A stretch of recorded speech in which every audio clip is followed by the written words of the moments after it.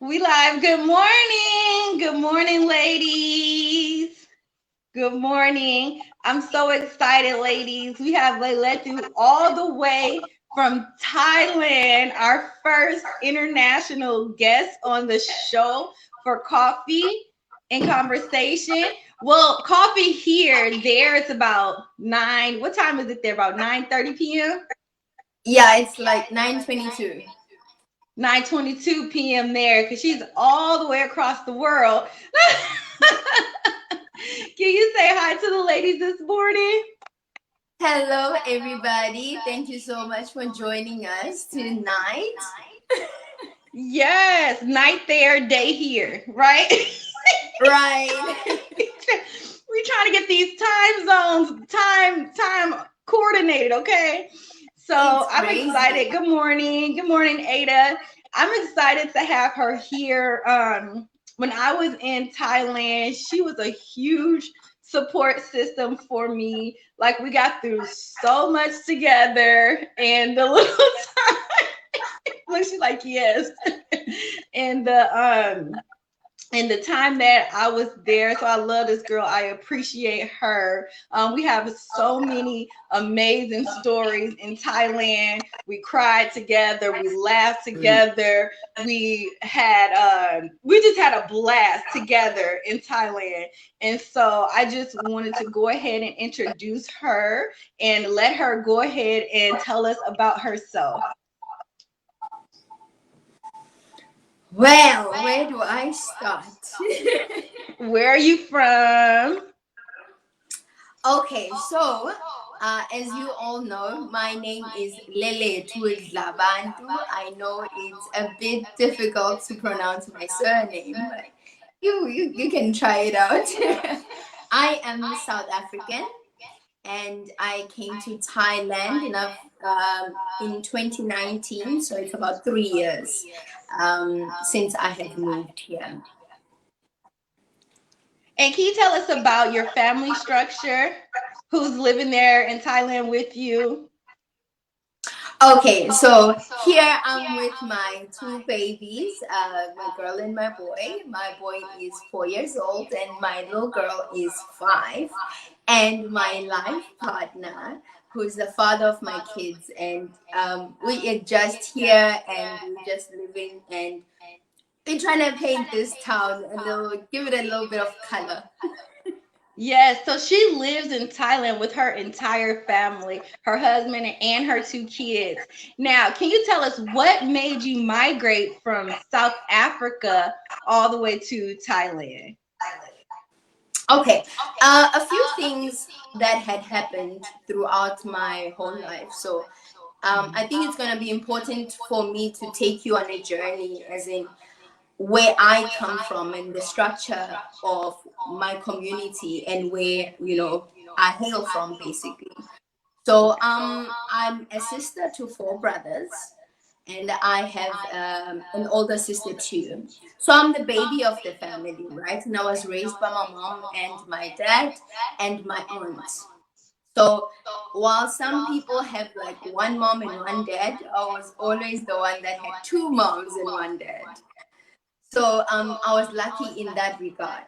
My mom was a teacher, a foundation phase teacher, and my dad never graduated school, right?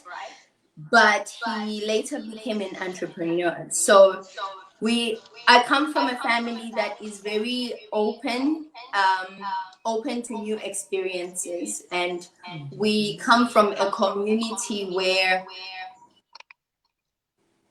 we are poor, but it's almost like everybody is the same. So you kind of don't feel that you are disadvantaged up until you are met with the outside world that will give you the comparisons between that and your world, right?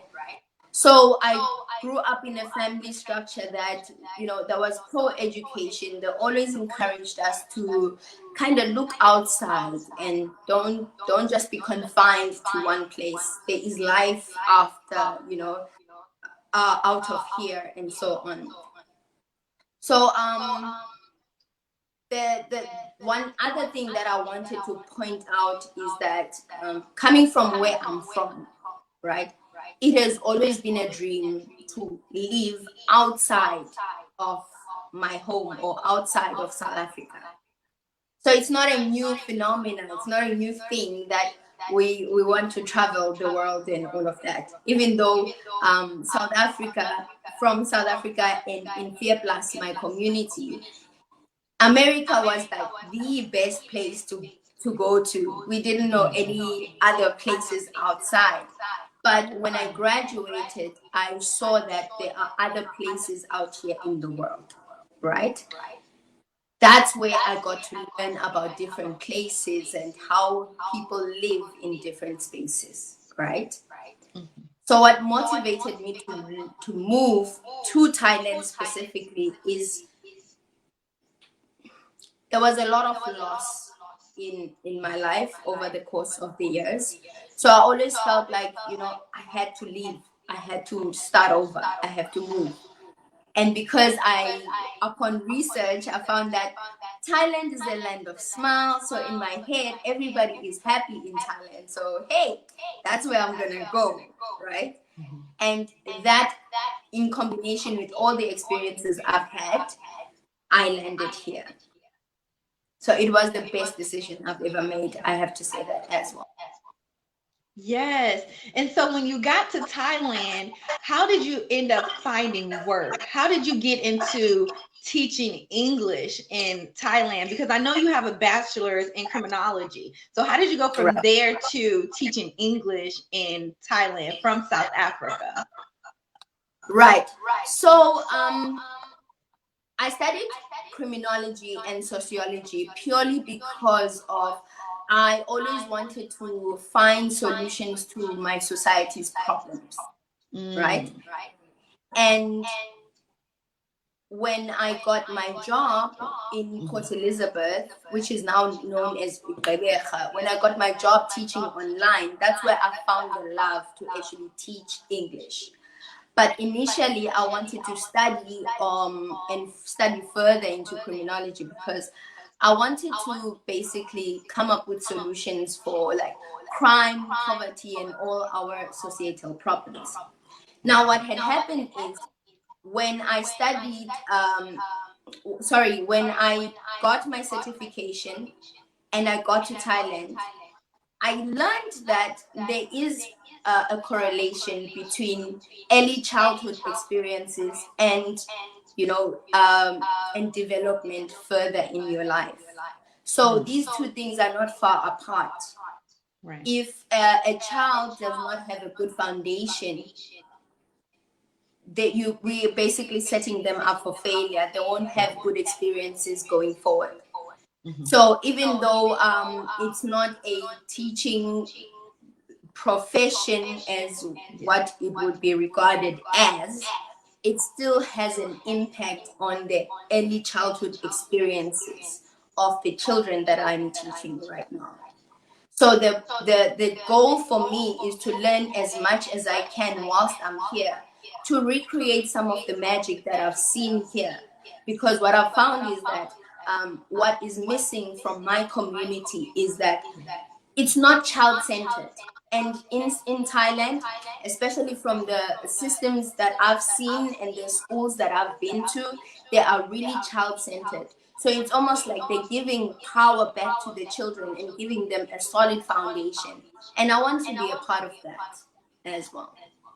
Yeah, absolutely. And so since you found out that it's child centered, now you have your children over there, right? And how are they loving it?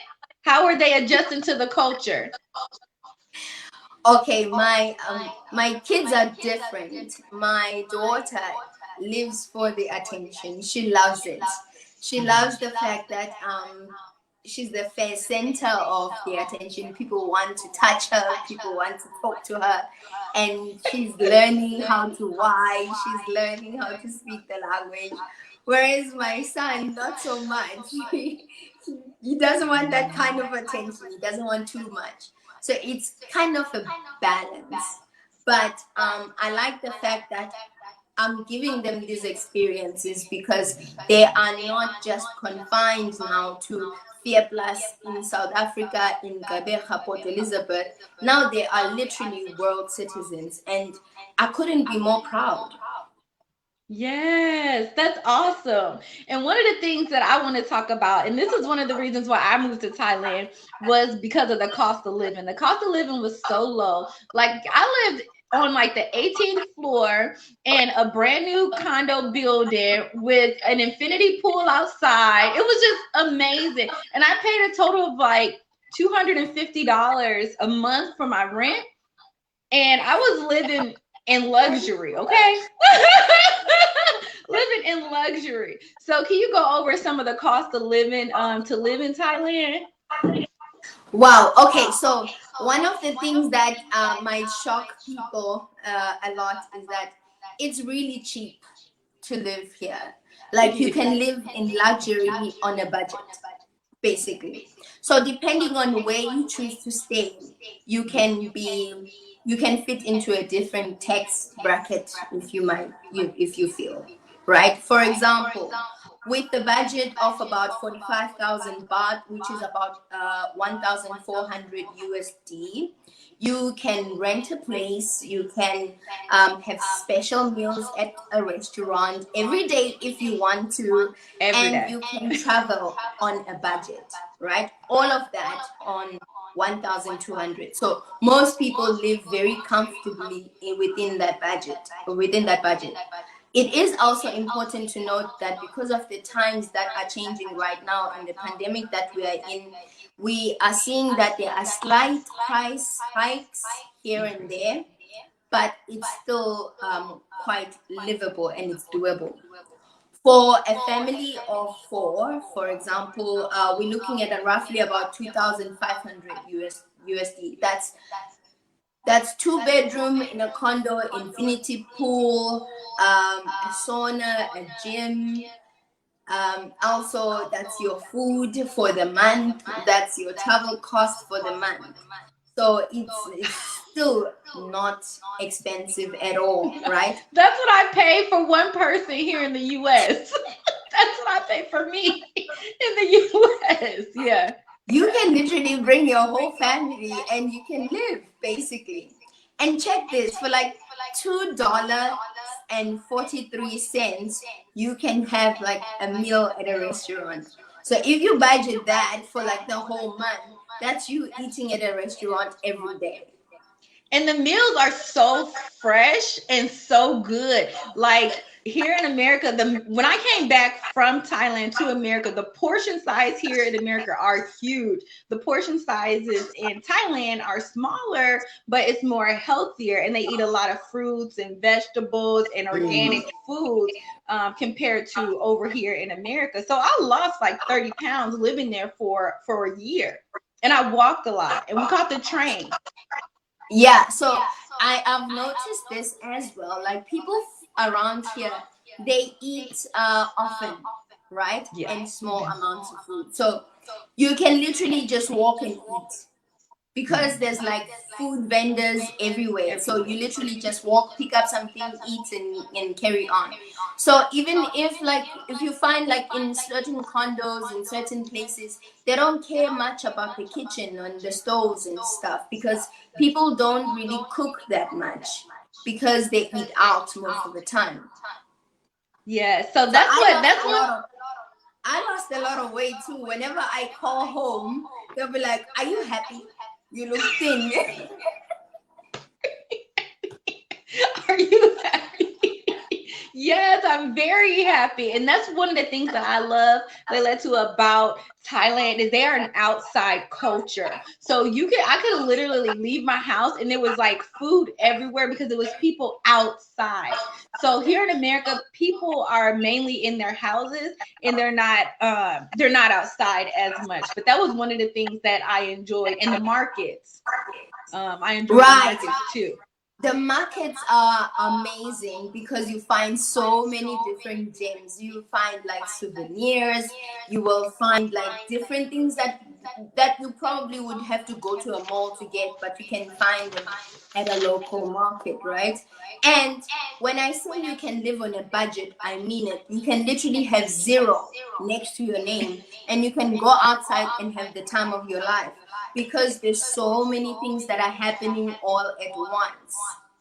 For example, on the 16th of December, I was like, okay, I want to go out, but I really don't want to spend money because we have the kids, right?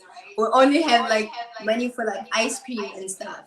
And we ended up spending the whole day going on a boat, free boat that was at Icon Siam, and we managed to go to the lights and fireworks and all of that stuff. And we literally didn't spend a dime. You know what? Most of the time we hung out, we didn't spend much at all. We would go to like the 7-Eleven, we'll grab something. 7-Elevens are huge in Thailand, okay? Everything is about the 7-Eleven. Okay. Every corner, there could be like 4 7-Elevens, like across one another. That's how many there are. Yeah, we would just go there and just go and do our thing, go to a rooftop or just hang out, you know? So I love that. Now, can you tell us more about the Black experience in Thailand? Being a Black woman, finding a job, coming from South Africa to Thailand, and just being, number one, a woman, and number two, being Black. Okay, so coming from where I'm from, right? I'm surrounded by people of my color. I'm surrounded by Xhosa speaking people. Um, my language, my tribe, my culture, everything, right? So to move from a place of comfort to a country where, one, I don't understand the language. Um, I see no one that looks like me for the longest time, to a point that when you see a Black person, even if they are far, it's a moment. You literally like wave, like, hey, can you see me? Like, I'm also Black type of situation, right? So it's a huge culture shock, but it's a beautiful challenge. So It is. it's a matter of perspective as well.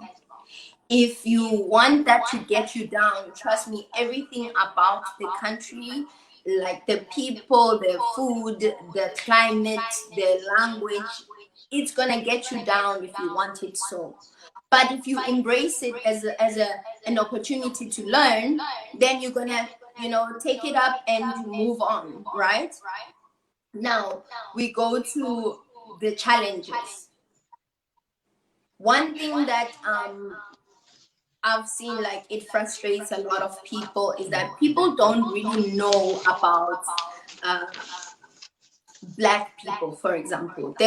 To to put it mildly, I would say people are curious.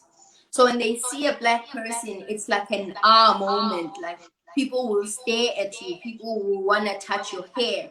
People will want to tap you. Exactly, they want to see. I've had so many instances where people will be pulling on my hair, and I always say, like, no, don't, because in Thai culture, you're not supposed to touch someone's head. So I always remind them that even in my culture too, you're not supposed to touch someone's head. So it's important to, like, educate where you need to, and understand that people are curious because they don't know much about anybody outside of, Thailand, right? Because I, from where I come from, right, I've never been a foreigner. So I know what it's like to see someone that's different. You are curious. You want to know more about them. You want to know how they speak and things like that. So I kind of understand it in that regard. So I always want to, like, entertain it and educate as much as I can, so that I can expand their worldview as well. Now, the downside of it is in some places it is used against you. And that is something that is very important to note, because when people come here, I don't want them to come with that, oh, everything is hunky dory. No, there are some challenges that you need to find, that you're going to find. So you need to be able to navigate through it.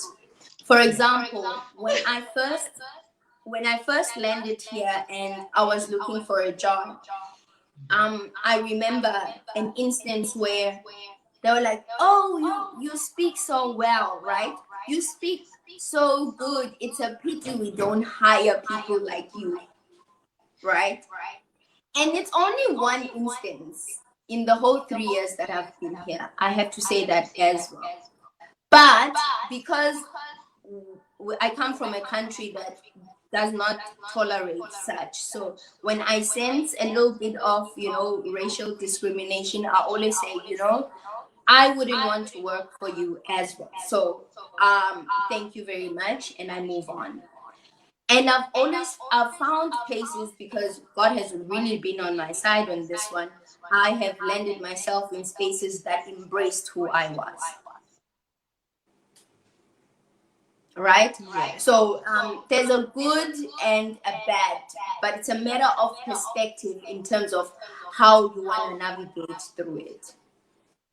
Yes, absolutely. And I had some of the same experiences interviewing being black.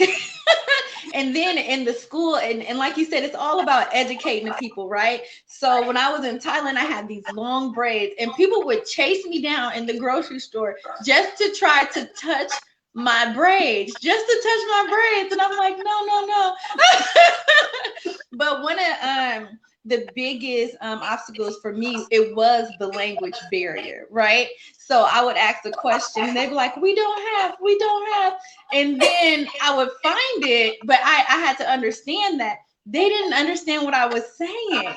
So once I got over that and learned how to just point to different things and kind of show them on my phone, this is what I'm looking for, then I was good. Then I was Right. good. So another thing is that they get really nervous when you start speaking English, because Mhm. most people don't really know how to speak the language. So they get shaky and they fidget and they do all sorts of things when they hear you speak English, right? So sometimes it's also important to know a little bit of Thai, just so that you can impress them a little bit and get them excited to assist you. So, for example, when I'm on a cab and I would say, Swadika, which is hello, and then you can say, where you going, right? And then you give them directions like Trompai ka, Leo Sai ka, Khopun ka, that means thank you. They get really excited, and they will kind of converse with you a lot more and assist you a lot more. If you are on a store and then you go like alaika, like things like that, like what is it? Alai, what is it? They get really excited and they wanna help you. So it's also important to just grab a little bit of time just before you come and before you decide to leave, or just to salivate over it, if you Yeah. will. So, and I think that's important that you said that, because when I came to Thailand, I knew none of the language. I didn't know Swadika. I didn't know anything, right? Right. So I took the TEFL course to get my teaching English as a foreign language. I took that in Thailand. And during that course, they had a course where they had a class where they taught us Thai. You know, did we catch it all? No, but we caught the basics, right? So, Right. so yeah, it is important to know the basics. And speaking of the TEFL course, how did you get certified to teach in Thailand? Okay, two things. When I was still when I was still in Port Elizabeth, I was in a company that was teaching English online. Because I love my job so much, I asked them if they could sponsor my TEFL. So they did.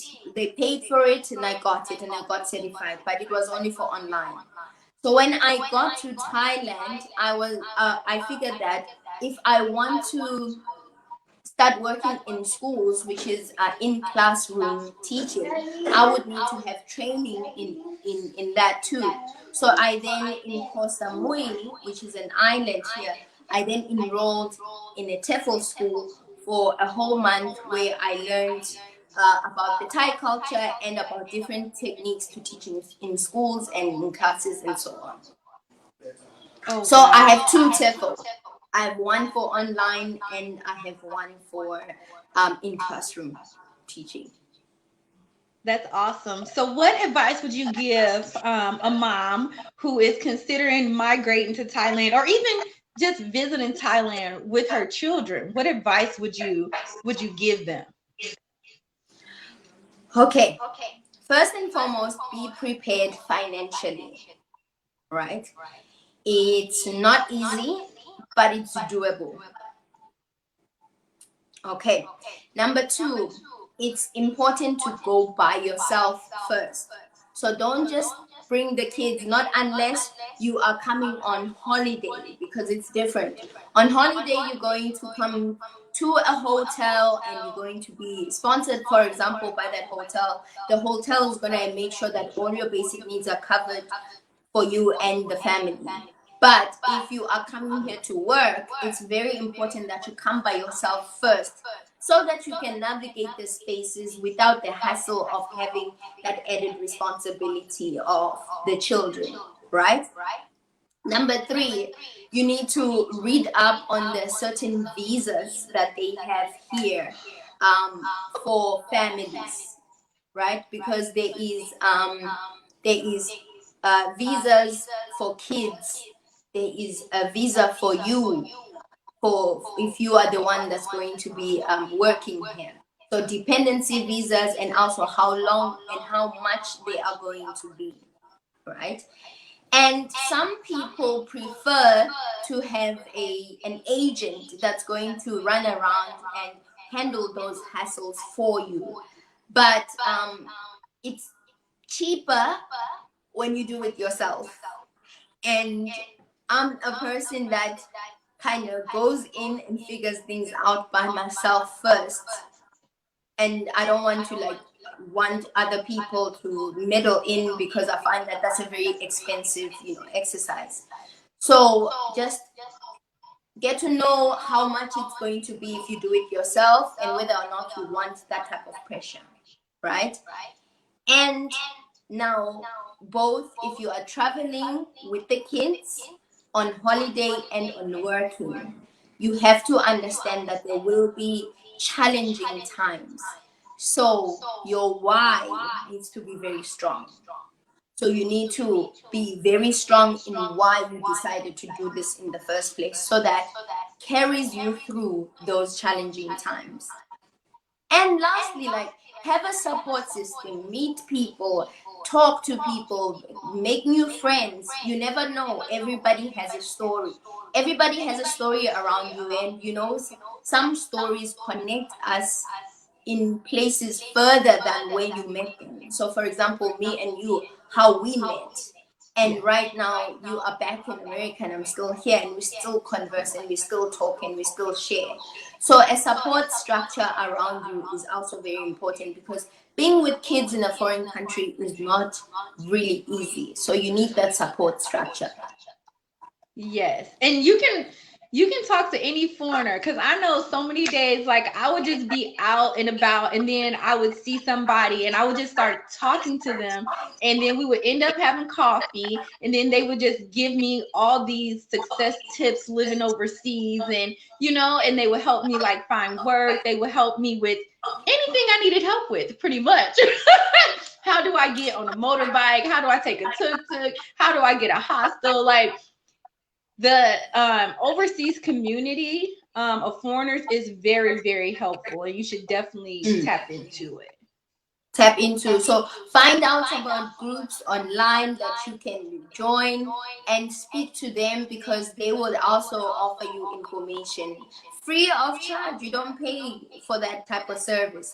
In some places you actually do pay, like if you were going to a lawyer or an agent, you have to pay for that type of service.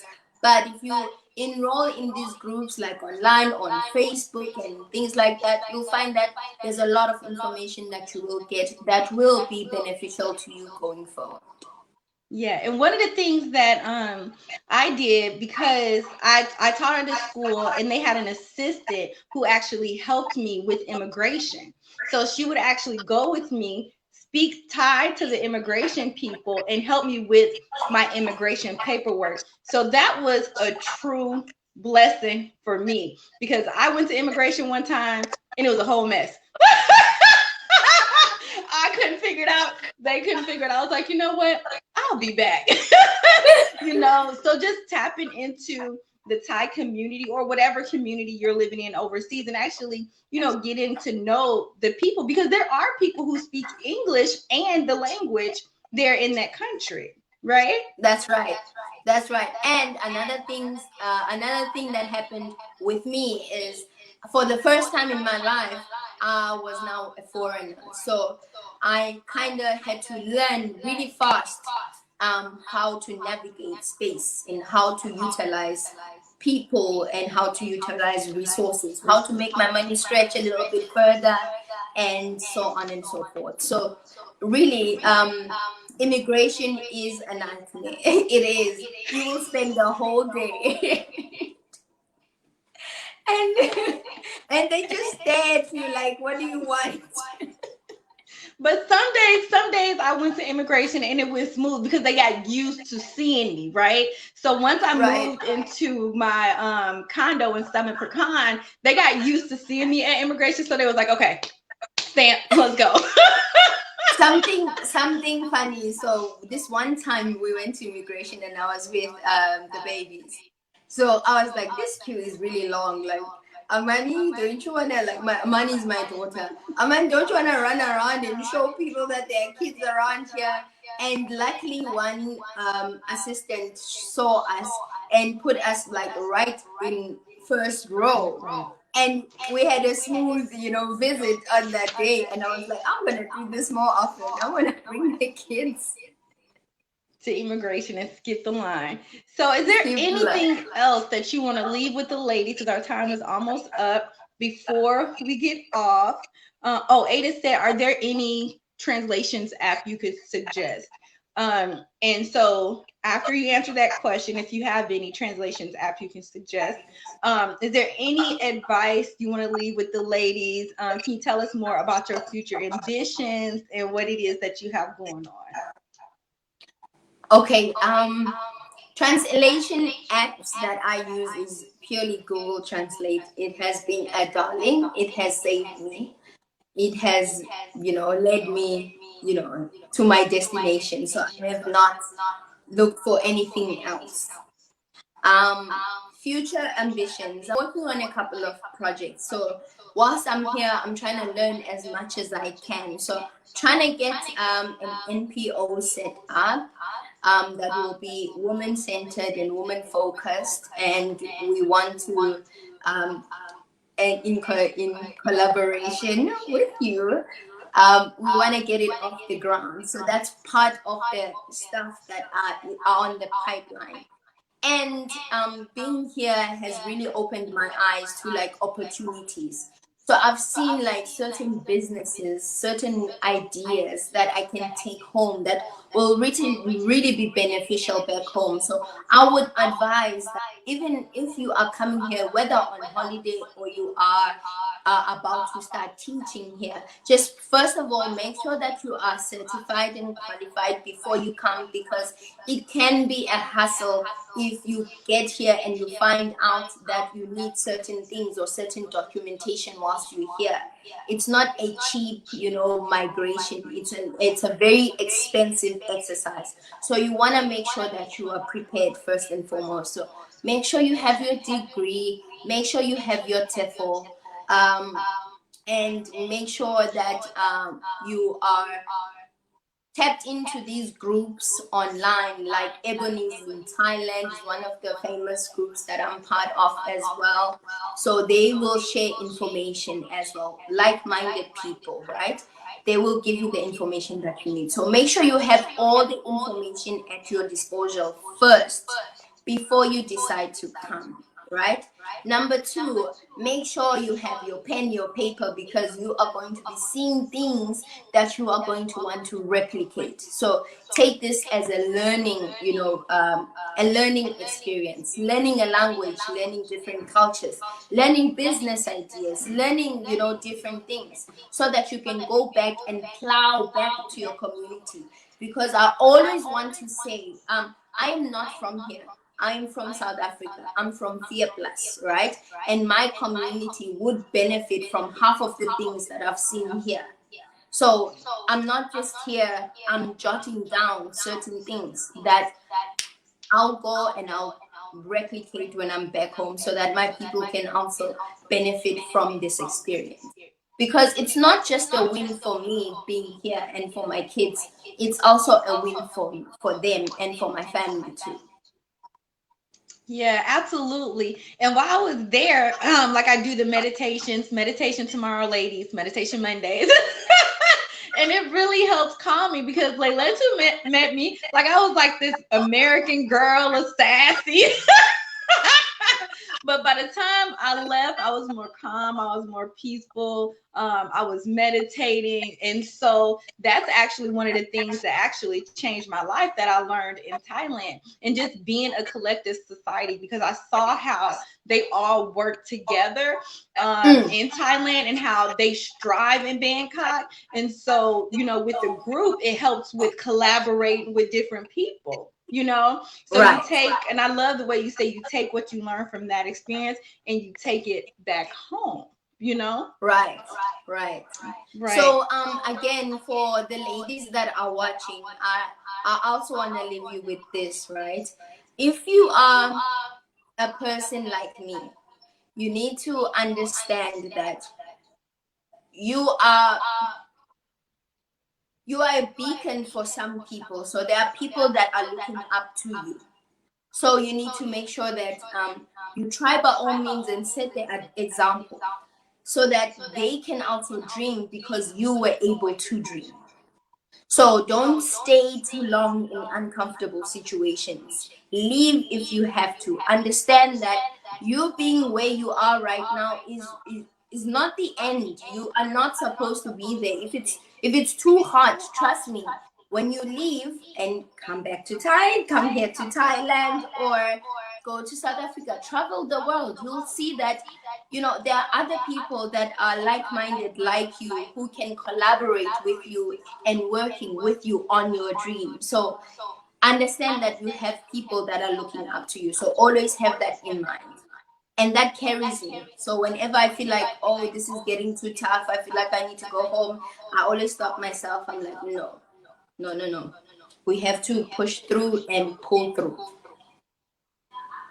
Yes, because there's a bigger picture, right? There's a bigger picture.